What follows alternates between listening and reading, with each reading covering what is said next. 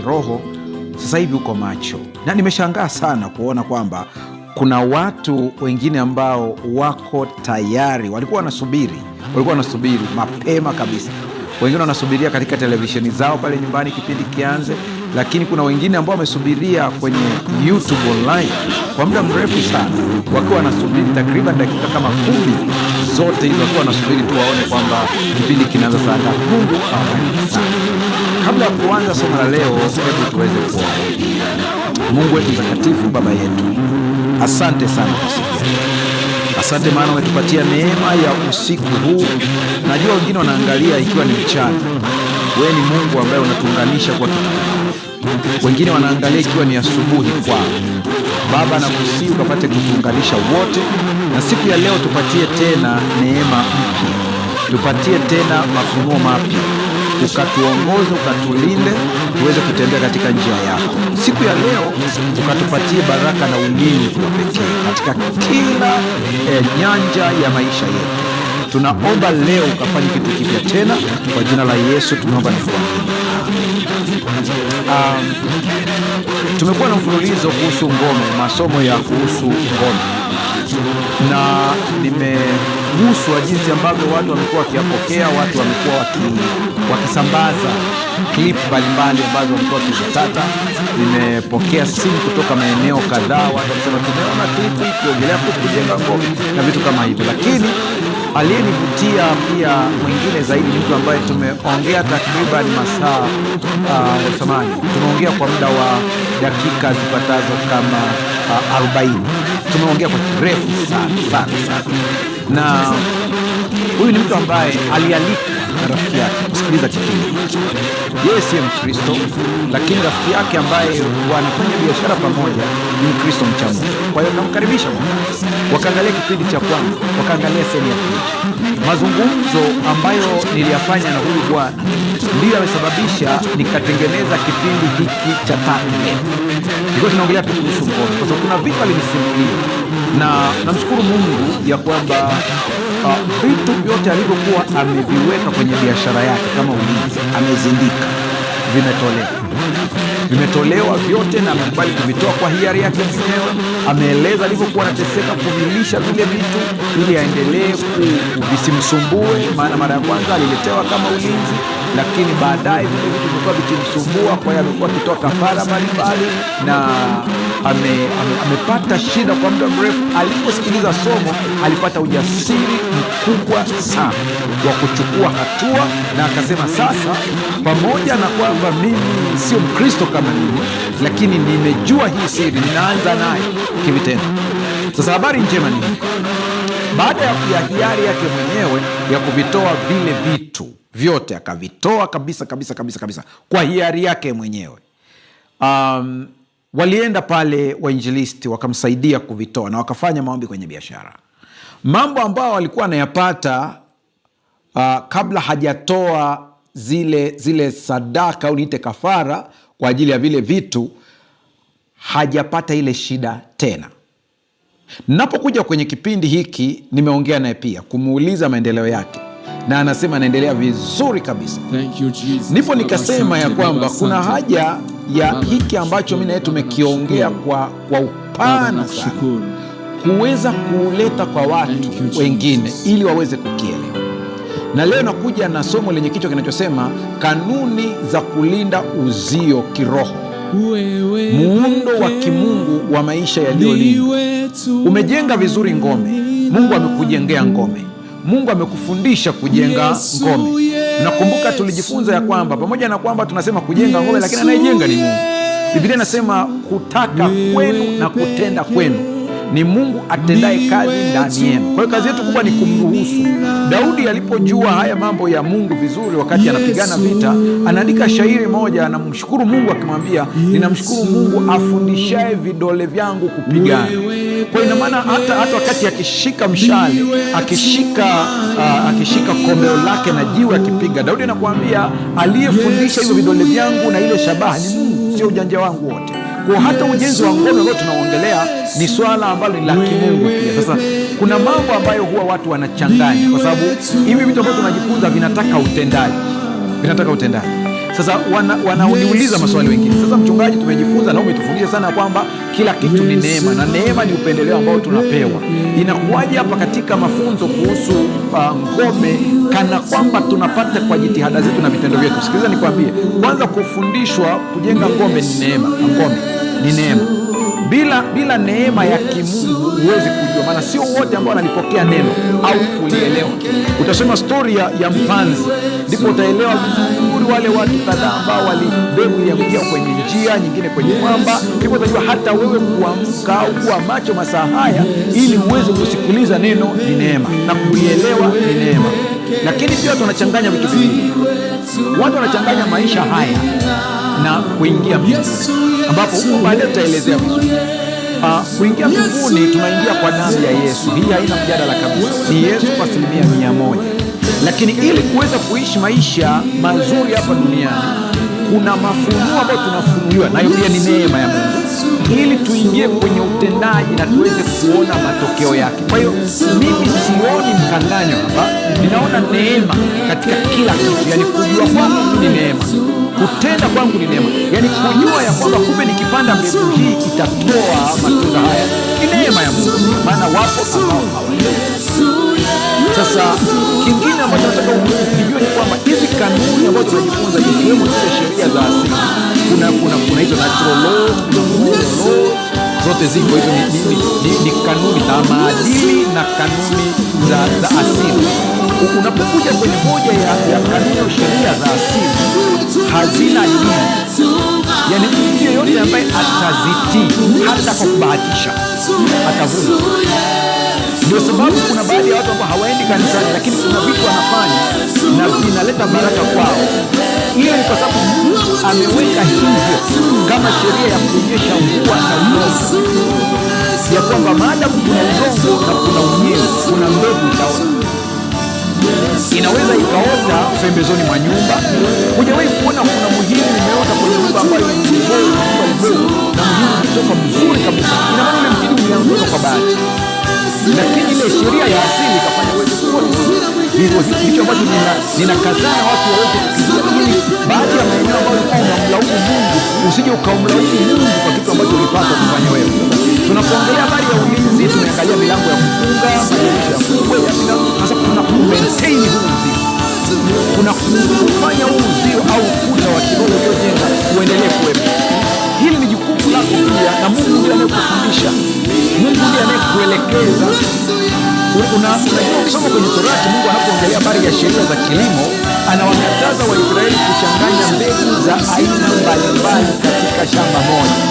Ni kwa sababu wakati ule alikuwa anajua kwamba kuna aina ya mbegu ambazo walikuwa wanazichanganya kwenye shamba moja. Kwa hiyo wanavuna mazao pungufu. Wanapovuna mazao pungufu yale, ina maana kwamba wao wanaweza kalaumu Mungu hajanibariki, ndio alichanganya mbegu ambayo haiendi. Unaweza kuelewa vizuri. Sasa ndivyo ilivyo katika maisha pia. Kuna kanuni ambazo, kuna mambo hayapaswi kuchanganywa na mambo mengine. Unapochanganya yale mambo, lazima moja litadhoofika. Likidhoofika, unakesha kukemea pepo, unakesha kulaumu Mungu hajanifanyia hivi, kumbe makosa yalikuwa ni ya kwako. Mungu atusaidie. Muone Yesu anapoongea na wanafunzi wake, anaambia kesheni msije mkaingia majaribu. Roho iradi lakini mwili ni dhaifu. Wanaongelea kuna vitu viwili vinashindana. Anapoambia kesheni msiingie majaribuni, na maana kwa lugha nyingine Yesu anataka kuambia majaribu lazima yaje. Wewe inaiki watakuja, lakini unatakiwa upate nguvu ya kuyashinda majaribu kwa njia ya maombi. Kwa unapoingia kwenye maombi, unatengeneza misuli ya kiroho kwa ajili ya kile ambacho kiko mbele. Na hiki ndicho ambacho nataka kusema leo hapa, ya kwamba umejenga ukuta wako vizuri kiroho, umejenga ukuta kwenye biashara yako, umejenga ukuta kwa watoto wako, umejenga ukuta kila mahali, lakini kuna kumaintain huu ukuta ili usianguke. Kitabu cha Ayubu sura ya kwanza fungu la 10 kwanza kunathibitishiwa ya kwamba kuna ukuta kiroho. Na ukuta siongelee ukuta huu ambao watu wanajenga binadamu, au haya maigizo mengine ya kidini ambayo yanafanyika, ambao watu wanauziwa vitu wanakwenda kufanya kwa ajili ya kulinda nyumba zao. Tunachoongelea hapa, mimi hapa naongelea kitu ambacho wewe hapo ulipo, bila mtu chochote, ukifuata maelekezo haya maneno ya Biblia, unakwenda kuweka uguzo au unakwenda kuzingira ukuta wa kiroho kwenye nyumba, kwenye biashara kwa mtoto wako, bila maji, bila mafuta, bila kitambaa, bila udongo, bila chochote, kwa nguvu ya neno. Angalia Ayubu 1:10 anasema, wewe unamzingira kwa ukingo pande zote, pamoja na nyumba yake na vitu vyote alivyonavyo. Kazi za mikono yake umezibarikia, nayo mali yake imeongezeka katika nchi. Kuna vipengele muhimu sana vya kuangalia. Kitabu cha Ayubu kilikuwa kikisema sana ule upande wa mateso, lakini watu hawajui kwamba kuna upande wa ushindi wa kwanza unaoanzia. Stori ya Ayubu tunaianzia kwenye sura ya kwanza, wakati shetani anapoenda kujidhihirisha mbele za Mungu. Lakini kuna maisha ya Ayubu ya ujana wake, hatujui nani alimfundisha dini, hatujui wazazi wake, hawaeleweki. Stori inaanzia tu hapo, lakini kuna vitu vidogo vinakuonyesha kwamba kumbe ni mtu aliyekuwa tajiri katika nchi yote. Lakini dunia leo imewadanganya watu waamini ya kwamba ili uweze kupata utajiri wa mali ni lazima uweze kumpigia magoti shetani, na ninakataa. Nasema hivi, Mungu anaweza kukubariki kama alivyobariki Ayubu, kama alivyobariki Ibrahimu, kama alivyobariki Isaka. Mungu anaweza kukubariki, lakini lazima ujue hili utajiri au mali ni karama ya Mungu. Hatuwezi kupewa wote kwa kiwango sawa, kila moja na kiwango chake. Mungu aliona ya kwamba anaweza kupewa, lakini usitafute mali kwa kwenda kumpigia magoti shetani, kwa sababu ukimpigia magoti shetani utakuwa umeuza nafsi yako. Ni bora uende kwa Mungu akupe kile ambacho ndio stahili yako, baraka yako kwa kiwango cha talanta na karama alizokupatia, kuliko uende kwa adui akaichukua nafsi yako kabisa. Na kama unanitazama na ulifanya hivyo, ulipata mali kwa njia za kishetani, leo ni siku ya kurudia Mungu na kuanza upya, kitu cha msingi sana. Lakini andiko linasema kwamba wewe huku mzingira kwa ukingo pande zote, pamoja na nyumba yake na vitu vyote alivyo navyo, kazi ya mikono yake umebarikia. Na mimi nasema hivi leo, unanitazama masaa haya, kwa jina la Yesu Kristo, Bwana akaibariki kazi ya mikono yako. Bwana akabariki kile ambacho unakifanya kwa jasho lako, kwa uhalali.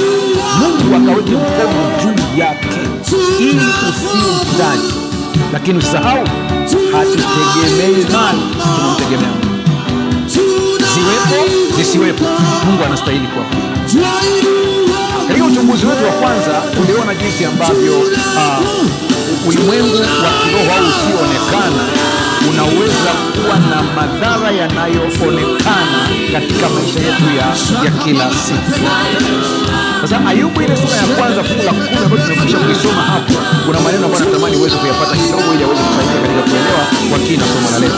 Katika lugha ya asili ya Kiebrania, Agano la Kale, neno lilotumika kuelezea uzio huo katika Ayubu 1:10 ni suk, linalomaanisha kuzungusha, kuweka kizuizi cha mba au kujenga ukuta usiopenyeka unaozuia adui asiingie na kuzuia baraka zisitoke.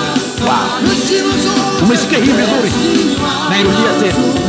Katika lugha ya asili ya Kiebrania ya Agano la Kale, neno linalotumika kuelezea uzio huu katika Ayubu 1:10 ni suk, linalomaanisha kuzungusha, kuweka kizuizi cha mba au kujenga ukuta usiopenyeka unaozuia adui asiingie na kuzuia baraka zisitoke. Hii vitu viwili wanatamani uweze kuelewa. Tunapoongelea ukuta, kujenga ukuta, hatuongelei tu habari ya adui kushindwa kuingia katika familia yako.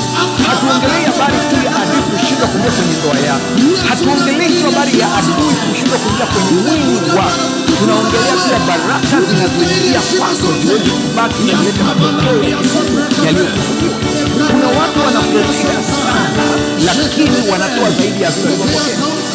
Unakuta hakuna kitu kinachokaa. Biblia inaita mifuko iliyotoboka.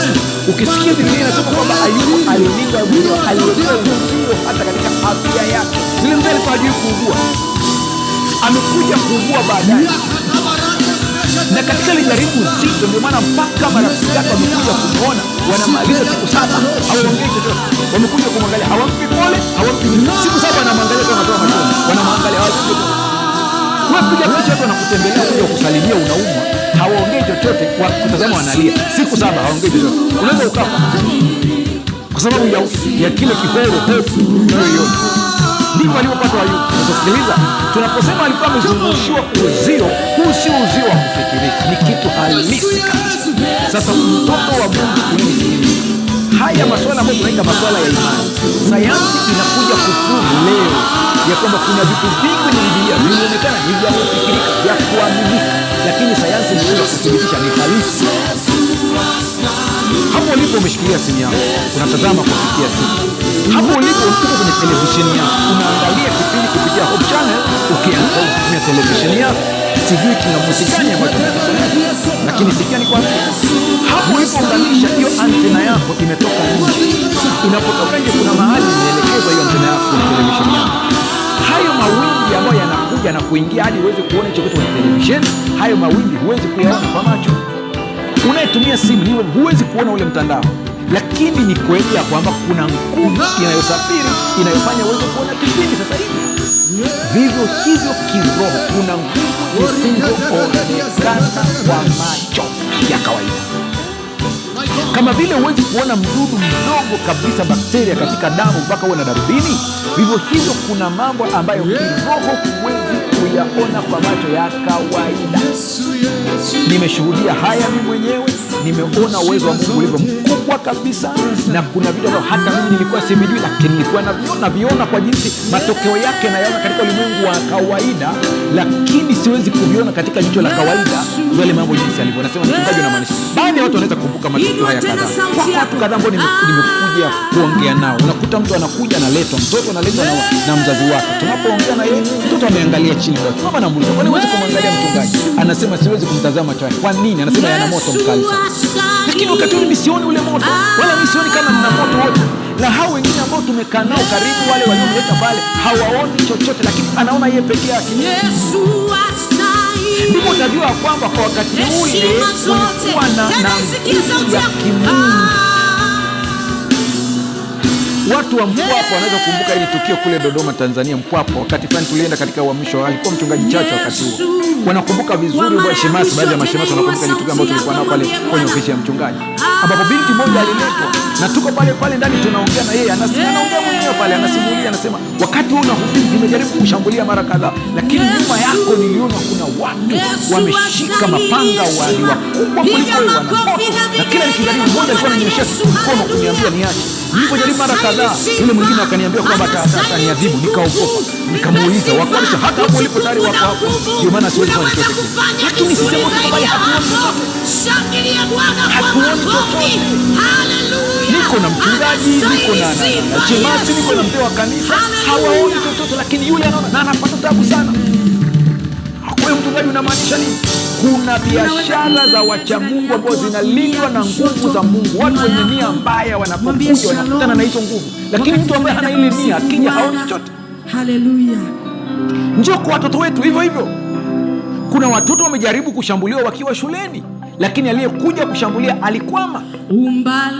Hata wewe ambao unakuta sasa hivi unapambana na mtoto wako, huenda na nguvu za giza zinamhangaisha, mnakemea kila wakati, usije ukasema kwa hiyo ina maana kwangu niliacha mlango wazi, ndio maana kwangu labda anateseka namna hii. Sikiliza, kuna vitu vingine hatutavijua. Hata Ayubu hakujua kwa nini alishambuliwa mpaka Mungu alipokuja kumfunulia baadaye, ndipo anajua. Ayubu alikuwa hajafungua mlango wote.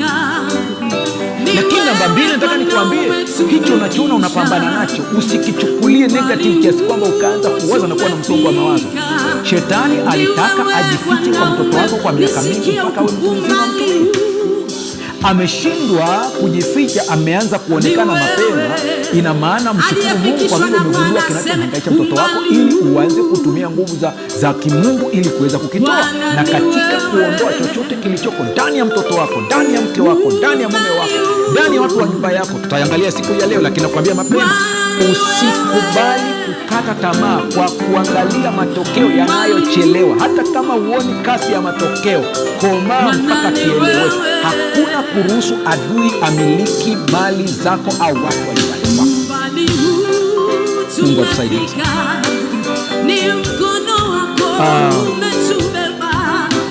Katika muktadha wa lugha yetu ya kimaandiko na mienendo ya ulimwengu wa roho, uzio sio ukuta wa macho, mawe yasiyo na uzima au matofali yaliyopangwa. Ni mpaka hai unaofanya kazi, unaobeba nguvu ya kimungu, unaotenganisha patakatifu palipowekwa watu na maeneo ya uharibifu yanayotawaliwa na adui. Ni mfumo wa kimungu wa ulinzi ambao unafuata utaratibu wa sheria za ufalme wa Mungu. Utaratibu wa sheria za ufalme wa Mungu. Wakati Israeli walipokuwa Misri, wakati Mungu alipopiga pigo la giza, kulikuwa na nuru upande wa Israeli na upande wa Misri kulikuwa na giza pale tenganisho. Mungu atusaidie sana. Rafiki yangu, kuna udhaifu mkubwa sana ambao bado haujashughulikiwa katika maisha ya waumini wengi sana.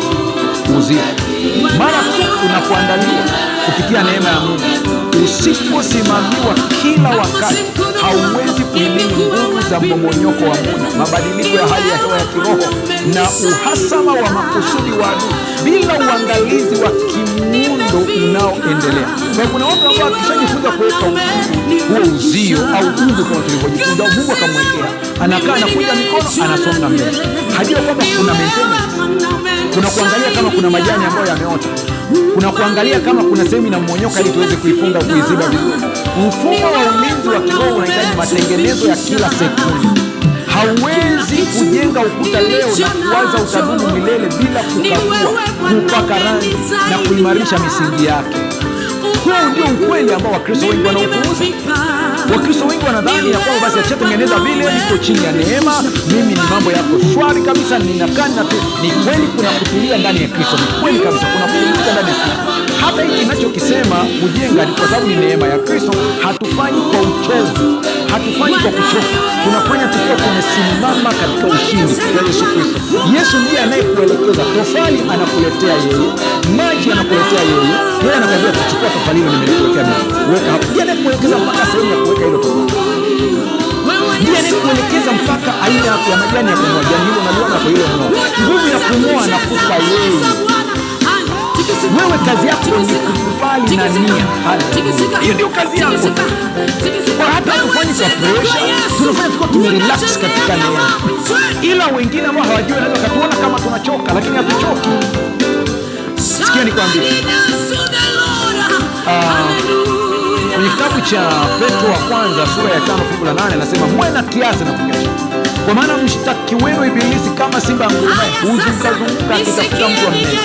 Angalia vizuri, shetani anazunguka kila wakati, anatafuta mtu ili aweze kumnena.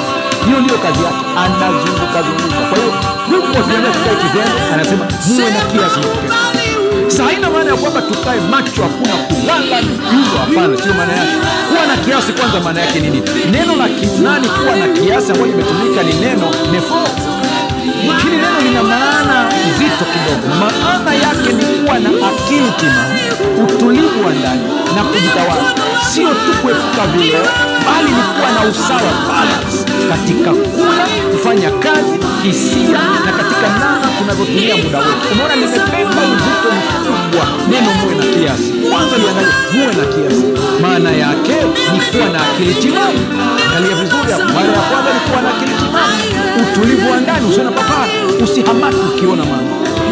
Kuna vitu ukiviona unaanza kukushika, unahamaki na kukelele. Hapana, anasema muwe na kiasi. Kuwa na kiasi hata katika kushtuka, kwa sababu mtu ambaye anashtuka sana hawezi kupanga vizuri kitu. Kwa hiyo anasema muwe na kiasi. Hasa angalia kitu kingine muhimu sana ni kukesha. Cha pili ni kukesha.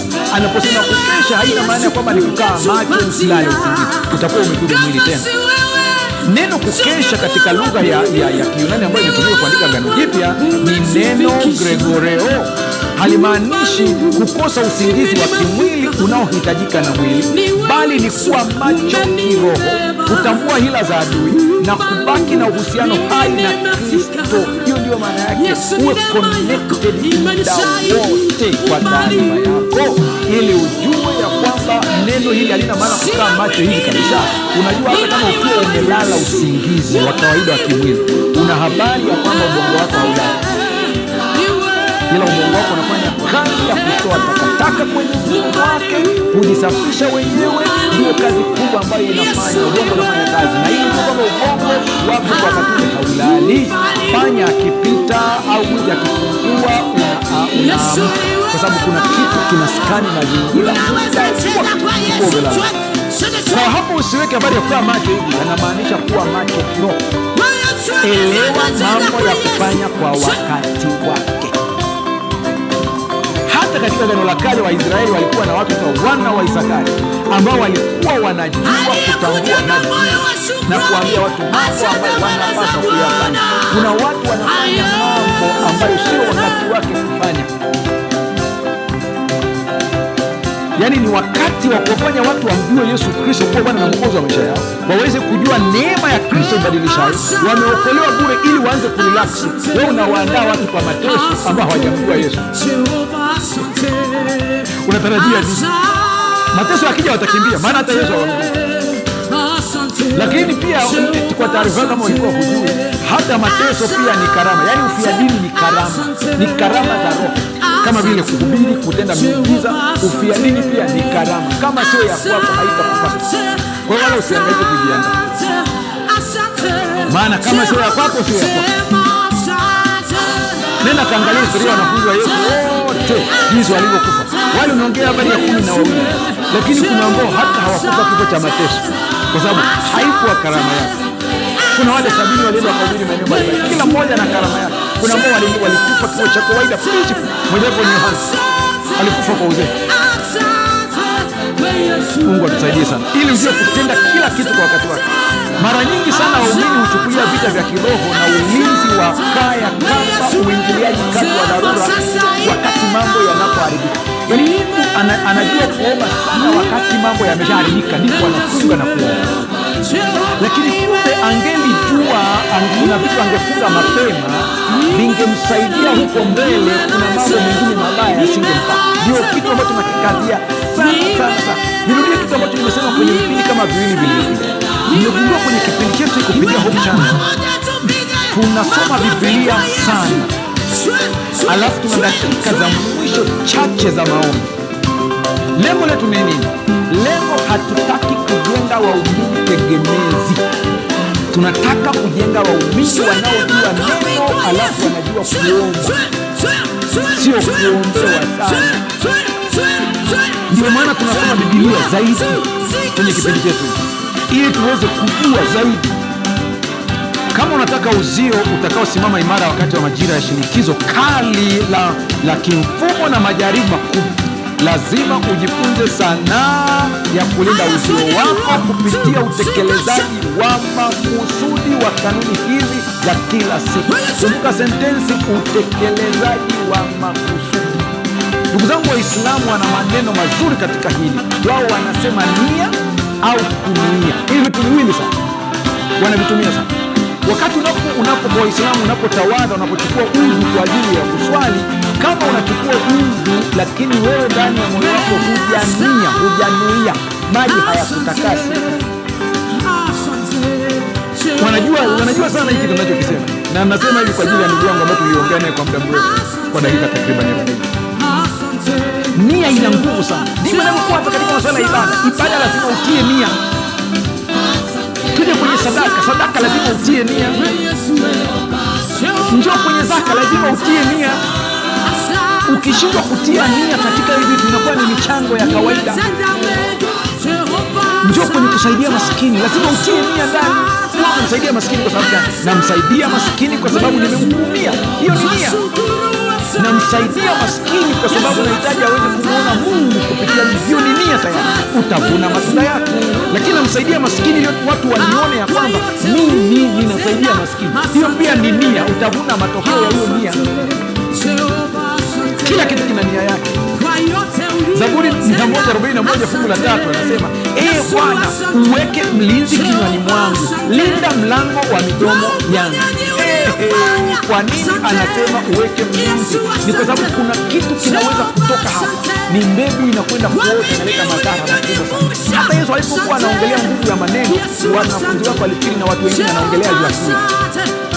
Aliposema kimwingia hicho mtu akimtuna kibali kimtokacho, tukajiuliza hivi maana yake ni nini? Tena wakati pale akasema kwa kusema hivi akavitakasa vyakula vyote. Watu walipotoka hapo wakaamini Yesu alikuwa anaongelea mambo ya kula mjini. Yesu hakuja kuwalisha, hapana.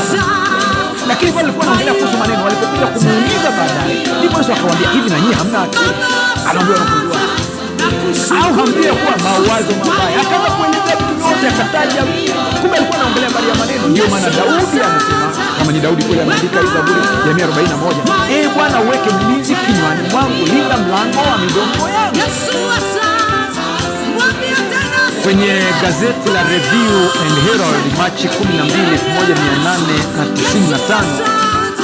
1895, mwandishi anasema Shetani yuko macho kila wakati ili kuitiisha akili ya mwanadamu chini ya mamlaka yake. Anaangalia ibada, uaminifu wa wale wanaotafuta kumtumikia Mungu, na anaweka majaribu yake ili yavutie udhaifu wa asili zao. Isipokuwa kama roho italindwa kwa ulinzi thabiti na maombi ya kudumu, adui ataingia na kupanda magugu yake katikati ya ngano. Naona kuna ngano, lakini adui anakuja kupanda magugu yake. Anapanda wakati gani? Tutaona vizuri huko mbele nilivyoelezea, lakini anapanda wakati watu wameshindwa kuwa macho, wameshindwa kulinda roho zao kwa ulinzi thabiti. Uzio wa ulinzi sio mnara wa kihistoria wa kushangiliwa tu au kumbukumbu ya kale ya ushindi wa wazazi wetu. Ni mstari thabiti wa kujihami unaohitaji askari mlinzi asiyelala, anayejua kusoma alama za nyakati na anayelinda kila tundu ili kuzuia adui asiingize ushawishi wake, mawazo yake yenye sumu na roho ya uharibifu katika maisha. Lazima uwe macho, Mkristo uwe macho, mtoto wa Mungu uwe macho, mcha Mungu uwe macho, usikae kizembe. Kuna vitu ukiviona vitambue, na kama uwezi kutambua, Mungu akufungulie macho uweze kutambua. Anza kuwa mtu ambaye muda wote umeunganishwa na Mungu. Maombi yawe ni kama pumzi yako, unaomba kila wakati, sio lazima utamke mdomoni, lakini unaongea ndani ya moyo wako. Katika kuomba kuna kufunuliwa, na Mungu atakufunulia. Anaponifunulia mimi, si anavyofunulia wewe. Kila mmoja ana siri yake, Mungu afanye anavyotaka kwenye maisha. Nataka tuongee kidogo habari nguvu ya upatanisho. Ndipo tunaanza kumaintain sasa zile kuta zetu nzuri. Nguvu ya upatanisho ambapo Ayubu alifanya na wewe ukafanya pia. Kuna kitu tunakiita upatanisho, na tunaposema upatanisho au maombi ya upatanisho hapa, usije ukachanganya na kile ambacho Kristo anatufanyia sisi. Hiki ni kile ambacho wewe unatakiwa ufanye, ni tofauti. Kristo anatupatanisha na Baba ambaye tulikosana naye, lakini sisi pia tunapewa huduma ya upatanisho. Huduma ya upatanisho lazima ianzie katika mazingira ambayo unatakiwa uweze kuyaelewa. Ayubu aliyafanya. Ayubu alikuwa anatumia kafara za wanyama. Leo tuna damu ya Yesu Kristo na kile ambacho Bwana atatuongoza kufanya zaidi ya hapo. Basi kitabu cha Ayubu sura ile ya kwanza fungu la 5, basi ilikuwapo hizo siku za karamu zao zilipokuwa zimetimia, Ayubu hutuma kwao akawatakasa. Kisha akaamka asubuhi na mapema na kusongeza sadaka za kuteketezwa kama hesabu ya wao wote ilivyokuwa. Kwani Ayubu alisema, pengine hao wanangu wamefanya dhambi na kumkufuru Mungu mioyoni mwao. Ndivyo alivyofanya Ayubu siku zote. Ayubu anawatakasa watoto wake, anasimama kama kuhani na anawatakasa watoto wake kwa mara tu akitoka kwenye sherehe. Kuna mawazo alikuwa anawaza Ayubu, alikuwa anajua kwamba huenda katika kushangilia kwao, furaha yao, kuna kakiburi kameota kalitokea hapo. Kale kakiburi anajua madhara yake ambayo anaweza kumtokeza. Hebu sikilizeni, niwaambieni kitu ambacho kwa mtu ambaye ana sikio la rohoni, ana jicho la rohoni, ana sikio la kusikilia, anaweza kanielewa kuliko mtu ambaye haelewi. Nenda ukaangalie harusi ambazo zina gharama kubwa, zinatumika kwa gharama kubwa, zimegharimu hela mengi, show off nyingi ambazo watu wanaonyeshwa mazawadi makubwa na vitu vingi, gharama kubwa zimetumika. Nendeni mkazichunguze hizo harusi, hizo ndoa, njoni mniambie leo ziko wapi. Kuna kitu kinatokea katika ulimwengu usioonekana ambacho wale ambao wanajua hawaruhusu yale mambo kutokea. Kwa bahati mbaya sana, watu maarufu na baadhi ya wasanii wakubwa wanajua hizi kanuni, wanafundisha katika ulimwengu wao, lakini zipo katika ulimwengu wa kimungu ile wamezichukua, maana ni sheria za asili. Unakuta wanafunga ndoa, wanakuambia walialiko watu watatu, watu wanne na ndugu wa karibu. njoo kwa watu wa kawaida. Nataka show, kila mmoja ajue kwamba magari yalikuwa mengi, budget ilikuwa ni kiasi kadhaa. Ile show inavyoonekana, kuna vitu vinatendeka pale. Ayubu alikuwa anajua, kila wakifanya sherehe, wakirudi alikuwa anatoa sadaka kwa kila mmoja kwa mujibu wa mtoto wake. Utanielewa vizuri, na Mungu akusaidie kutafsiri ili kuichukua kwenye maisha yako ya kila siku. Kama naongea na watu, najua natazamwa na watu wengi sana wa vyeo mbalimbali, watu wafanya biashara, najua natazamwa na watu wakubwa. Mungu amekupa neema, umeteuliwa na rais katika cheo fulani. Sikiliza nikwambie, jifunze kumaintain Mungu ambao umetengeneza. Na utaumaintain vipi? Kuwa mnyenyekevu na kumheshimu Mungu. Hakikisha unamwabudu Mungu kwa moyo na dhati kabisa, na katika mshahara wako wowote unaopata, pato lolote unalolipata, viwe ni padimu ambalo unapewa kwenye safari, msafiri unaenda wapi, hakikisha katika hicho unachokipata utumie sehemu yako kufanya ibada. Najua unanitazama, ngoja nikuongezeke. Hili nimelisema nikilirudia tena na tena na tena na tena, nataka likae kwenye akili yako. Kama mimi ninayeongea na wewe hapa ningekuwa namiliki kanisa langu ambao sadaka ni ya kwangu, ningesema mchungaji anafundisha haya ili tuweze kumpelekea sadaka. Mimi similiki kanisa, lakini akiongea hiki kwa sababu ya faida yako. Na kwa nini napenda kuongea kwa ajili ya faida yako? Kwa sababu wewe ni ndugu yangu. Unaweza kusema mchungaji, lakini hunioni, sikuoni kimwili, lakini kiroho niko na wewe. Nafurahia mafanikio yako, na mimi nikisikia umeteuliwa kwa waziri nafurahi. Nikisikia na wewe umeteuliwa kwa katibu mkuu, moyo wangu unafurahi. Usione kwamba ameteuliwa fulani, amekuwa fulani, najisikia amani na furaha. Kwa nini najisikia furaha? Kwa sababu tuachane na mambo ya rangi, tuachane na mambo ya makabila hizi, tuachane na habari ya hizi fikadi za dini zetu, zisitutenganishe. Sisi watoto wa baba mmoja, tofauti zetu tuzi-embrace badala ya kuzitumia kupambana. Mungu atusaidie sana. Naombea sana wanasiasa ili Mungu aweze kuwapa hili wazo la kupendana wote kama mtu mmoja na kujenga taifa kuliko kupigana. Mungu atusaidie. Sasa umesafiri kikazi, umeenda kwenye kushughulikia kesi, umetolewa kwenye kamati ya kushughulikia kesi fulani, naenda kushughulikia ile kesi huko. Wewe ni mtu mkubwa, namwangalia, japokuwa niko mbali, lakini kuna sana naangalia kile ambacho kinafanyika kule nyumbani Tanzania, mkutano ambao inafanyika, unakuta waziri mkuu anasikiliza hoja za watu wanaongea mambo yao na nini, wale viongozi ambao wanamzunguka hapo pale. Ni kweli kusikia ile kesi unaweza ukachukulia kama ni kitu cha kawaida, lakini ile kuna watu wamedhulumiwa, kuna watu ambao pia ni fake na wako. Mimi ni asidi anayejua nini, lakini kwa mcha Mungu yeyote, baada ya kutoka kwenye mkutano kama hii, ni kwenda mbele za Mungu na kumwomba Mungu. Mimi kama kiongozi, huenda kuna mahali niliongea vibaya, unaitwa pale mkurugenzi, ambaye mkurugenzi, jibu hilo swali. Unaweza ukajibu swali, lakini kumbe majibu yako yale ukamuumiza.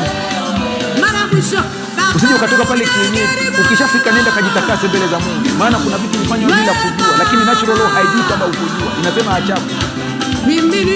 Wewe nenda mwambie Mungu, nisamehe, huenda kuna namna nilitamka. Ndivyo aliyofanya Ayubu, anasema huenda watoto wangu walimkufuru. Tena kuna sehemu inasema hata kwa kutokujua. Ndio maana kwa mtu yeyote anayejua hizi sheria za kiroho, unaporudi nyumbani kwako, umetoka kazini, umetoka wapi, wewe cha kwanza ni kuongea na Mungu wako. Mungu, asante umenifikisha salama, na kama kuna chochote ambacho nilifanya katika binadamu wangu nisamehe.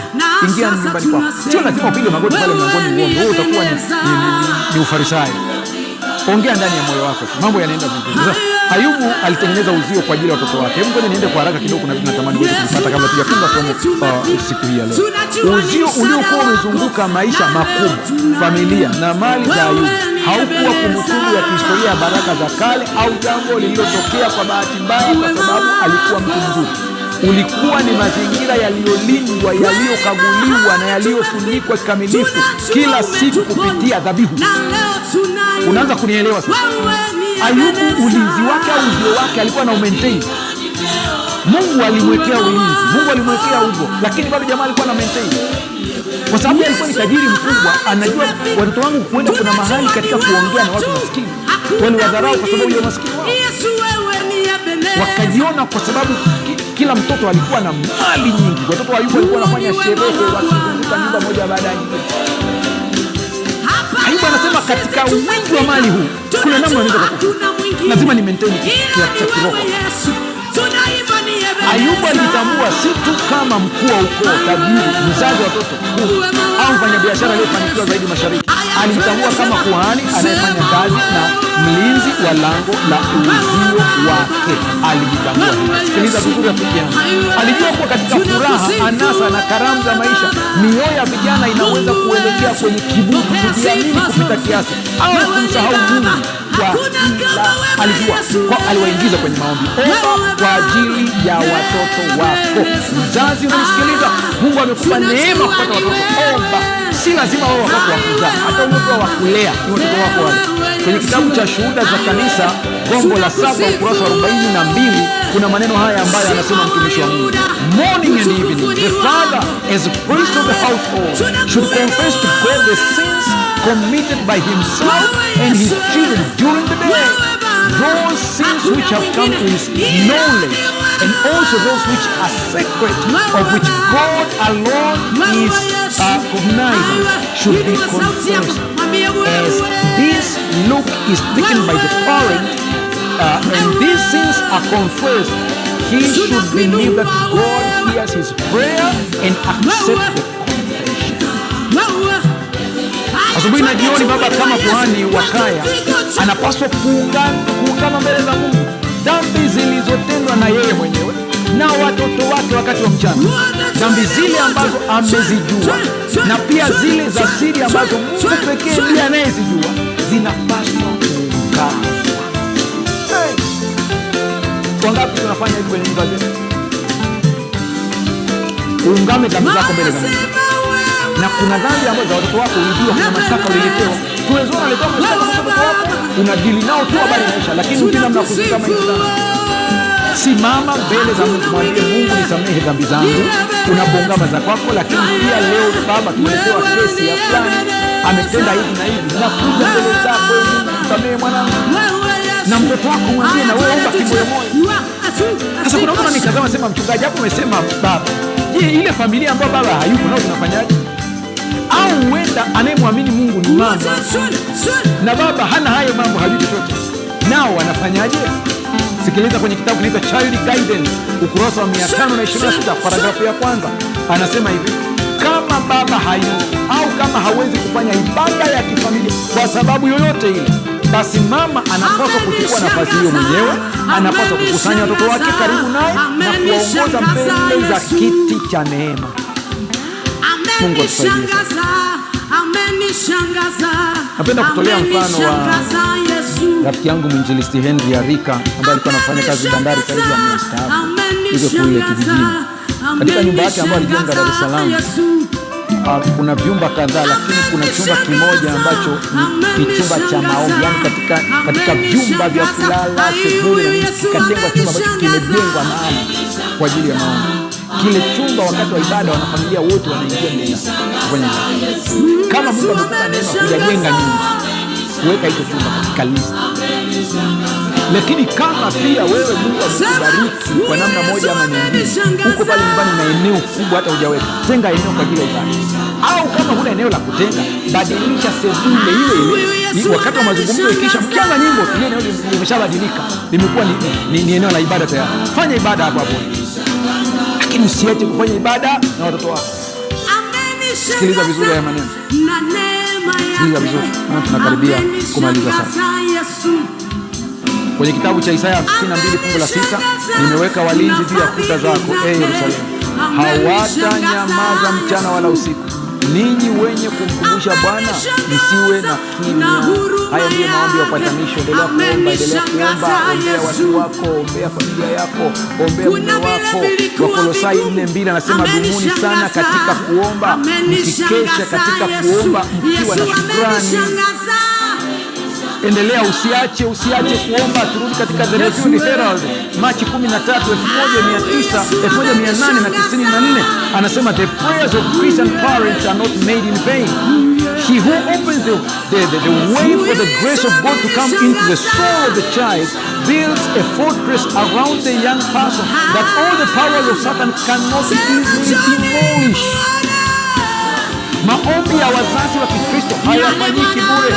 Yeye anayefungua njia kwa ajili ya neema ya Mungu kuingia katika roho ya mtoto anajenga ngome karibu na kijana huyo ambaye nguvu zote za shetani haziwezi kuibomoa kwa udhani.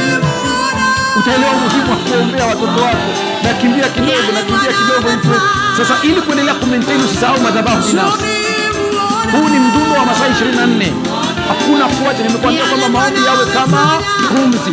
Huwezi kuonyesha mamlaka ya kimbingu au kuwa na ukuta imara wa ulinzi kwa ajili ya familia na biashara yako ikiwa maisha yako ya kiroho ya kibinafsi yanajulikana kwa kupuuza neno. Uwe ni mtu wa kusoma neno kwa makusudi. Kuwa na Biblia yako pale ofisini kwako. Kuwa na Biblia pale kwenye biashara yako.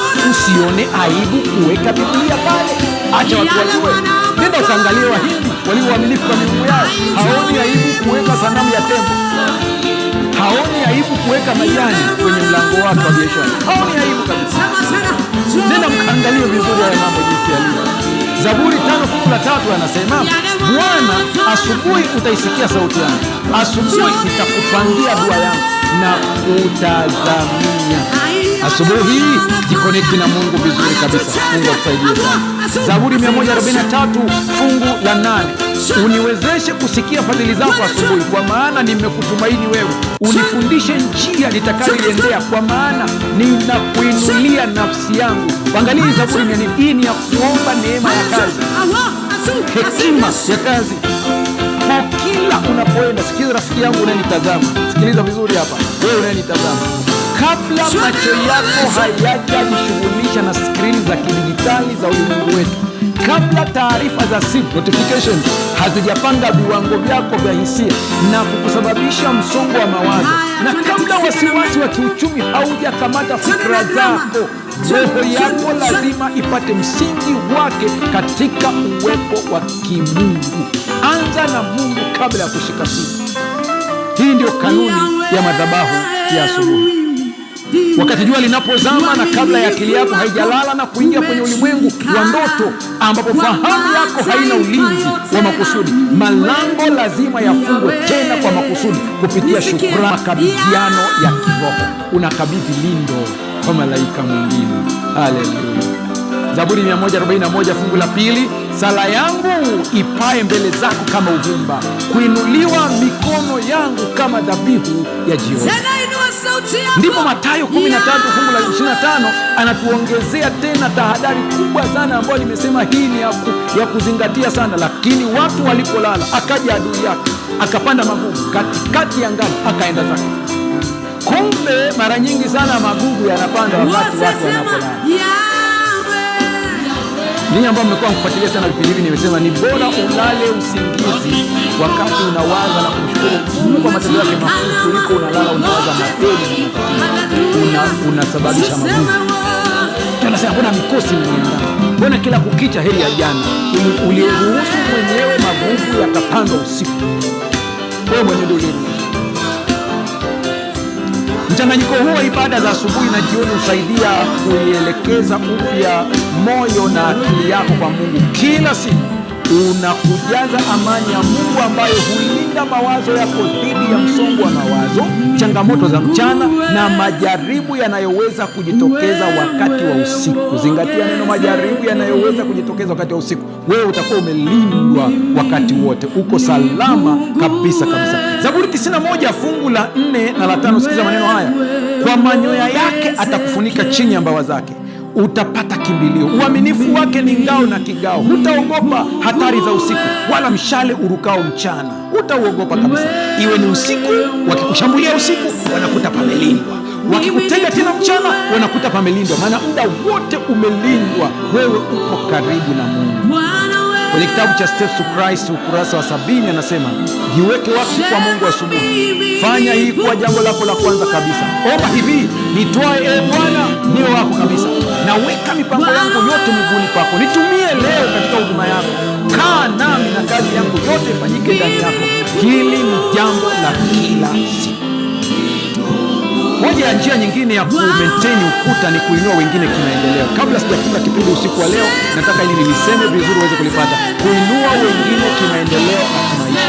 Njia moja nzuri sana ni kuwainua wengine. Hii ni kanuni ya usalama wako. Huwezi kuwa salama ndani ya ngome yako ya kiroho au kiuchumi ikiwa jirani zako na ndugu zako au washirika wenzako wamezungukwa na umaskini na ujinga na uasi. Ukiacha mazingira yanayokuzunguka yabaki magofu, adui atatumia magofu hayo kama uwanja wa kurushia mishale kuelekea kwako na kwa watoto wako. Kuinua wengine ni sawa na kusogeza kuta zako za ulinzi mbele zaidi ili kulinda himaya nzima. Kitabu cha Korintho wa pili sura ile ya kwanza fungu la 10 na 11 anasema, aliyetuokoa sisi katika mauti kuu namna ile, tena atatuokoa, ambaye tunatumaini kuwa atazidi kutuokoa ninyi nanyi mkisaidiana nasi kwa ajili yetu katika kuomba. Sikiliza vizuri, katika kuomba, ili kwa sababu ile ya karama mpewayo, sikia vizuri hapo, sisi kwa msaada wa watu wengi watoe shukrani kwa ajili yetu. Rudia hilo fungu tena. Watu unaowasaidia watakuombea, watu unaowainua watakuombea, na hata kama wakikugeuka utalipwa malipo na Mungu, maana wewe unatendea mema. Inua wengine, hicho ndicho ambacho tunaikazania siku ya leo. Inua wengine, usiache kuinua wengine. Ndiyo, katika kitabu cha Zaburi 41 fungu la kwanza mpaka la 3 anasema, heri ya mkumbukaye mnyonge, Bwana atamwokoa siku ya taabu. Bwana atamlinda na kumhifadhi. Umesikia vizuri? Kumhifadhi hai, naye atafanikiwa katika nchi. Bwana usimtie katika hali ya wamtatiao adui zake. Bwana atamtegemeza alipo mgonjwa kitandani, na katika ugonjwa wake Mungu utamponya maradhi yake yote. Umeona hicho kitu hicho cha kukumbuka wengine, kumbe kinakuletea mpaka uponyaji. Kuna watu wamepona kwa sababu tu ulisaidia wengine. Mungu atusaidie sana. Ikiwa ni Jumapili ya mwisho katika mwezi wa 6, Warfare Ministry ukurasa wa 307 anasema, hekima ya Mungu imeweka katika mpango wa wokovu sheria ya matendo na matokeo, ikifanya kazi ya ukarimu katika kila sehemu yake kuwa na baraka mara mbili. Yeye atakayewapa wahitaji huwabariki wengine, na yeye mwenyewe hubarikiwa kwa kiwango kikubwa zaidi. Hiyo ndio kanuni ya kimungu. Waliotaka ufukuzwe kazi mwezi wa 6 wameshindwa. Rafiki yangu, na bado tunasonga kuingia kwenye maombi dakika kama 3-4 zijazo. Tunaingia kwenye maombi. Andaa maombi yako sasa hivi. Mwambie jirani yako leo. Lakini nikwambie, kuna kitu kizito kwamba Mungu akusaidie uweze kuona kuna mbweha wadogo wanaoharibu ukuta. Ushughulike nao. Kwenye mwezi wa 7 shughulika nao. Wimbo ulio bora 2:15 anasema, tukamatieni mbweha wale mbweha wadogo wanaoharibu mizabibu yetu. Tunaingia nusu ya mwaka nyingine ya Galatia 5:9 anasema, chochote kilichofuata maisha yako hakitakupata katika jina la Yesu. Ukienda Mhubiri sura ya 10 fungu la kwanza anasema, nzi waliokufa husababisha marashi kunuka, upumbavu kidogo hubatilisha hekima na heshima. Kuna mbweha wadogo ambao unatakiwa uweze kuwadhibiti mapema, nao ni wafuatao kwa haraka, ni hasira za ghafla za nyumbani. Wewe mtu ambaye unanisikiliza, kushindwa kuzuia hisia na kuwafokea watoto au mwenza wako, mume au mke, katika mazungumzo au kimya mnakula chakula cha pamoja, wakati hao ndio mbweha wadogo wanaharibu ukuta wako bila kujua. Sikiliza vizuri. Zaburi ya 63 tunaita udaku wa kiroho. Udaku wa kiroho ni upi? Ni kusengenya na kupiga umbea huku unajifanya upo kiroho sana, kwa kutumia kauli kama, jamani, naomba tuombe hitaji la ndugu yetu, tuombe hitaji la ndugu yetu fulani, lakini lengo lako ni kufichua siri zake. Huu ni umbea hatari zaidi, kwa sababu umevishwa koti la kidini, utakatifu au upendo. Ile tabia ya mtu kutaka kusambaza siri au aibu, mapungufu ya mtu mwingine, lakini kwa sababu anajua kusengenya ni dhambi, anatafuta njia ya kuifanya ionekane ni nia njema ya kiroho. Hao ni mbweha wadogo. Shughulika nao haraka sana. Mungu aweze kutusaidia sana. Ombea watoto wako, maana fadhili zako ni njema kuliko uhai. Sema amina. Endelea kuwa midomo yangu itakusifu. Sema amina nyingine. Mstari wa 4 kwa sauti ya pamoja. Nipende kunukuu neno moja zito. Kwenye Review and Herald Septemba 19 mwaka 1954. Nafsi yangu itakinai kama kushiba mafuta na vinono. Sema amina. Kinywa changu kitakusifu kwa midomo ya furaha. Sema amina. Bwana anaachilia utele na vinono katika jina la Yesu. Mstari wa 6 kwa sauti ya pamoja. Wazazi waaminio itafunika watoto wao ikiwa watalelewa katika maonyo na mafundisho ya maana wewe umekuwa msaada wangu. Sema amina. Na uvulini mwa mbawa zako nitashangilia. Sema amina. Bwana anakuficha katika mbawa zake katika jina la Yesu. Mstari wa 8 kwa sauti ya pamoja. Tunakwenda kuomba sasa. Na siku ya leo tunapoomba inakuachia dakika chache za wewe kuomba. Unategemezwa na Bwana katika jina la Yesu. Mahala ambapo ulidhani utaanguka, hautaanguka, utategemezwa katika jina la Yesu. Mstari wa 9 kwa sauti ya pamoja yenye nguvu kabisa. Hili ombi utaitikia amina kama unaamini ya kwamba ni lako. Dakika chache na kuachia, omba, alafu ndipo nitaomba. Mwambie Mungu akurekebishe. Ndio wanaokutafuta wakuue, wanaokutafuta wakuangamize, wao ndo wanatangulia katika jina la Yesu. Shimo walilolichimba wao ndo wanadumbukia wenyewe. Kama ningekuwa mimi ningesema amina yenye ushindi kabisa. Endelea kuomba. Watatolewa wafe kwa nguvu za upanga. Sema amina. Watakuwa riziki za mbwa mwitu. Amina nyingine yenye ushindi. Endelea kukabidhi biashara zako, kazi zako. Utakuwa unafanya nini? 1 2 3 twende. Ya kiroho, ombea watoto wako. Leo usisahau kuombea watoto wako, familia yako. Ombea kila kitu chako.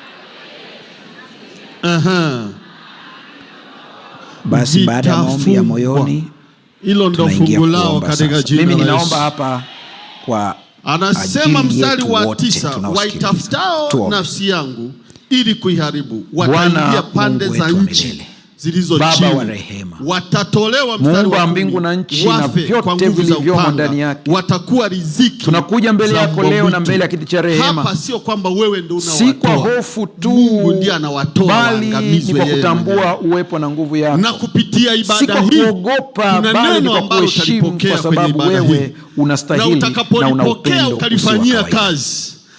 Tunakiri kwa wewe ni Mungu wa pekee aliye hai, aliyekuwepo tangu milele na ataendelea milele bila kikomo. Na kwa neno la Bwana, wewe ni mtakatifu na utakatifu wako unafunika mbingu zote. Wewe ni mwaminifu katika vizazi vyote. Wewe ni mwenye haki katika njia zako zote. Hakuna mwingine kama wewe, Bwana, wala mbinguni wala duniani wala chini ya nchi hakuna mwingine kama wewe. Utukufu wako unazidi fikra za mwanadamu na rehema zako zinavuka mipaka ya kueleweka katika kile. Tunakusifu kwa pumzi ya uhai uliotupa. Tunakusifu kwa ulinzi wako na kushukuru tulivyoamka asubuhi mpaka majira haya. Baraka zinazoonekana na zisizoonekana umetupatia. Neema ya kutuleta mbele zako tena, hii ni neema. Tunakushukuru. Asante kwa kuwa wewe ni Mungu. Najiunganisha na malaika wa madhabahu hii. Baba wa mbingu, tunasimama mbele zako kwa unyenyekevu mkuu, na neema iliyoko katika madhabahu hii, tuna haki yetu wenyewe, wala tustahili kusimama mbele ya utakatifu wako isipokuwa kwa sababu ya kafara na damu ya Yesu Kristo. Lakini tunakuja kwa ujasiri wa imani kwa damu ya Yesu Kristo iliyomwagika pale Kalvari. Tunakiri kwa vinywa vyetu na midomo yetu kwamba Yesu Kristo ni Bwana wetu na Mwokozi wetu. Yeye ni njia, kweli na uzima. Hakuna anayeweza kukufikia Baba isipokuwa kwa njia yake. Katika Kristo Yesu tunapata msamaha wa dhambi, tunapokea ukombozi kamili, tunakuwa viumbe vipya na tunasimama bila hatia mbele zako. Na jinsi utakavyotenda ndio tunakuja mbele zako. Jina la Yesu. Habari njema, kujitegemea wenyewe. Tunakubali kuongozwa na wewe. Tunakutegemea wewe.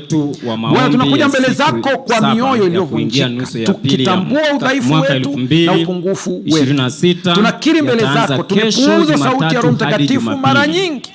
tumeshindwa kukesha katika maombi, tutakuwa na tumetenda kwa hasira na maneno ya kuumiza, tumeruhusu mawazo yasiyo safi kuishi mahitaji na mahitaji yetu, na milango ya dhambi kwa kujua au kutokujua. Tusimame mbele ya Mungu wetu kwa ajili ya msaada wa kiungu. Lakini leo tunakuja kwa ahadi yako kwamba tukitubu na kuungama huko tayari kusamehe asubuhi na jioni. Bwana Yesu apewe sifa. Tunapokea kwa imani utakaso kupitia damu ya Yesu Kristo. Habari njema. Tunapokea kwa imani uponyaji wa mioyo yetu iliyojeruhiwa. Tunapokea kwa imani urejesho wa furaha ya wokovu. Tunapokea amani ya ndani inayotoka kwako. Osha kabisa ndani yetu Bwana, nasi wiki ijayo Jumatatu kwa ajili ya kongamano la leo tunajitoa kabisa kwako. Tunawasilisha miili yetu kama wachungaji wote, wamama wachungaji pamoja na viongozi wa kanisa siku ya Jumanne na Jumatano kuanzia saa 2 asubuhi hadi saa 6 mchana. Linda mawazo yetu, linda biashara zetu, linda kila tunachokifanya na familia zetu ziwe katika mikono yako. Watoto wetu wote, ndugu zetu na jamaa tunakabidhi mikononi mwako. Leo tunaomba uingie katika kila nyumba ya mtoto wako anayefuatilia kipindi hiki, katika biashara, katika elimu, katika shule, katika kazi na katika ofisi wa kanisa hili kuhudhuria kwa ajili ya mabadiliko makubwa katika maisha yao. Bwana Yesu asifiwe. Karibu sana katika ibada hii ya impartation service. Karibu sana.